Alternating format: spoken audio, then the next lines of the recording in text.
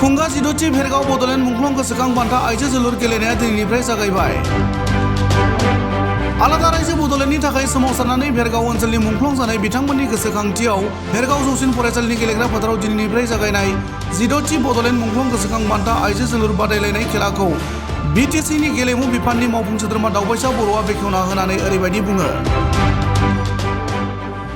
उदालगुरि जिल्लानि सोनाबथार थानाय बे भेरगाव आनसलिक एबसुनि सिङावबो गोबां मुंख्लं जादोंमोन। बे मुंख्लंफोरनि गोसोखांथियाव आनसलिक एबसु आरो स्पर्ट्स एस'सिएशना बोसोरफ्रोमबो आइजोफोरनि जोलुर बादायलायनाय खुङो आरो दिनै गिबि जागायजेननाय हाबाफारि आरो देग्लाय 16थि खेब बेखौ दिनै बेखेवना होनाय जाबाय आरो बिनि गेजेरजों आनसलिक एबसु आरो बे ओनसोलनि गासैबो रायजो राजाफ्रा मुंख्लं जोहोलाव बिथांमोननि मुंखौ अराय गोजोरथि लाखिनो थाखाय बिथांमोना नाजादों। बेयो मोनसे मोजां हाबाफारि आरो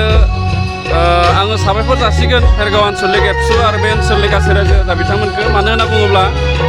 गोबां जायगायाव मुंख्लंनि मुङाव जोलुर बादायलायनाय खुङो, नाथाय आइजोनि मुङै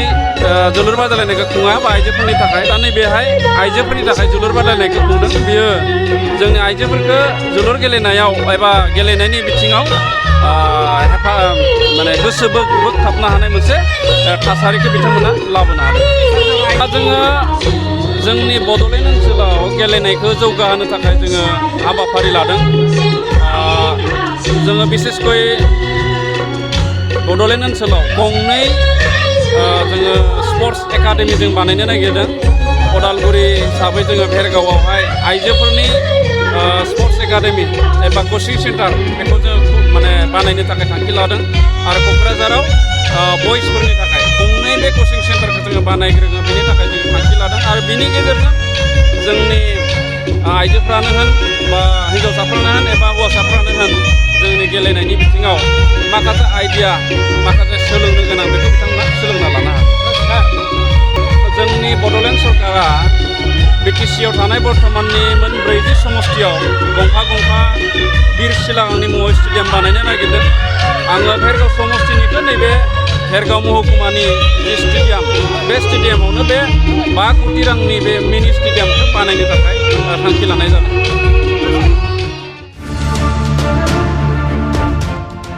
लोगोसेनो भेरगाव दख'रा एबसु आरो भेरगाव रिजनेल स्पर्ट्स एस'सिएशननि बानजायनायाव दिनैनिफ्राय जागायनाय 16थि बड'लेण्ड मुंख्लं गोसोखां बान्था आइजो जोलुर बादायलायनाय खेला सामलाय आफादनि बिबानगिरिया ओरैबायदि बुङो।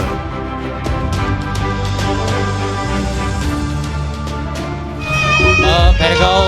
दख'रा दुलाराय बर' फरायसा आफाद आरो लोगोसे भेरगाव रिजनेल स्पर्ट्स एस'सिएशननि बानजायनायाव देग्लाय 16थि बड'लेण्ड मुंख्लंफोरनि गोसोखांथियाव आइजोफोरनि जोलुर बादायलायनाया दिनै गिबि सान, दिनै बेखेवजेननाय बियो दिनै जागायबाय आरो दिनै दुलाराय बर' फरायसा आफाद आरो लोगोसे भेरगाव रिजनेल स्पर्ट्स एस'सिएशना 16 बोसोर नैबे फुटबल टुर्नामेन्टखौ खुंबोगासिनो दङ आरो बे फुटबल टुर्नामेन्टखौ खुंनायनि मेन उद्देश्य बा जाहोनानो जादों जिहेतु जों बयबो बुङो जे हौवाफोरजों लोगोसे हिन्जावसाफ्राबो समान मोनथाय मोननांगौ आरो बेखौनो नोजोर लानानै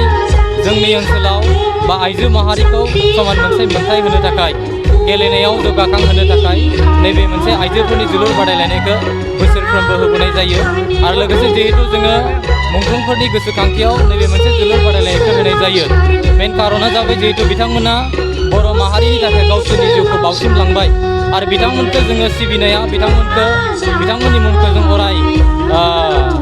गोजोरै लाखिनाया जों थांना थानाय बयबो बर' सुबुं माहारिनि आरो बे लेखायैनो बिथांमोननि मुंखौ गोजोरै लाखिनो थाखाय भेरगाव दख'रा दुलाराय बर' फरायसा आफाद आरो रिजनेल स्पर्ट्स एस'सिएशना नैबे मोनसे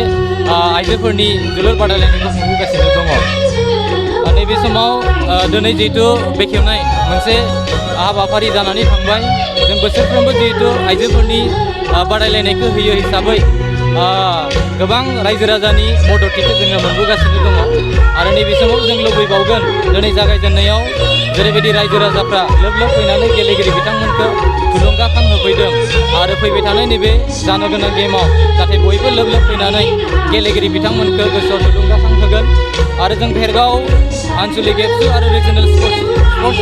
एसोसिएशन हिसाबै नैबे मोनसे गेमखौ खुंफुंनानै जों जाफुंदों होननानै बुंनांगोन आरो जोंनि भेरगाव ओनसोलनिफ्रायबो नेशनेल लेभेलाव गेलेनो हानाय गोबां गेलेगिरिखौ नैबे नैबे प्लेग्राउन्डनिफ्रायनो जोङो बरननो हादों होननानै बुंनांगोन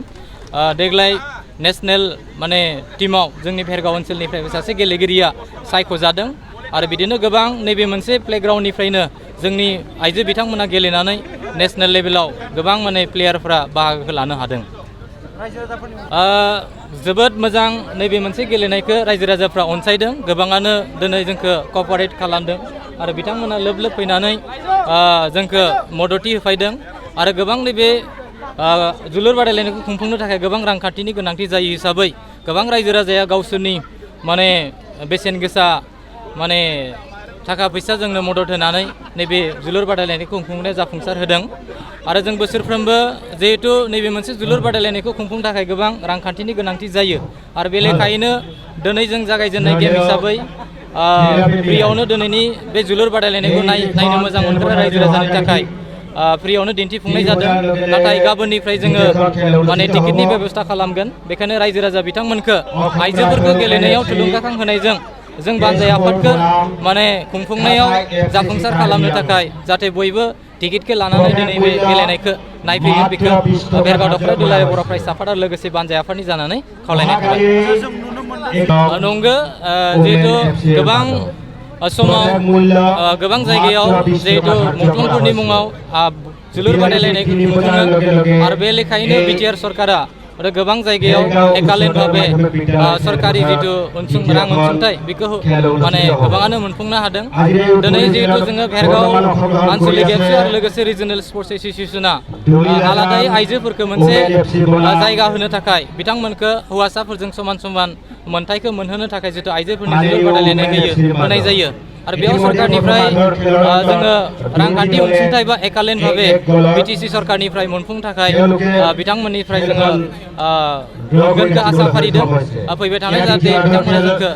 एकालीन भाबे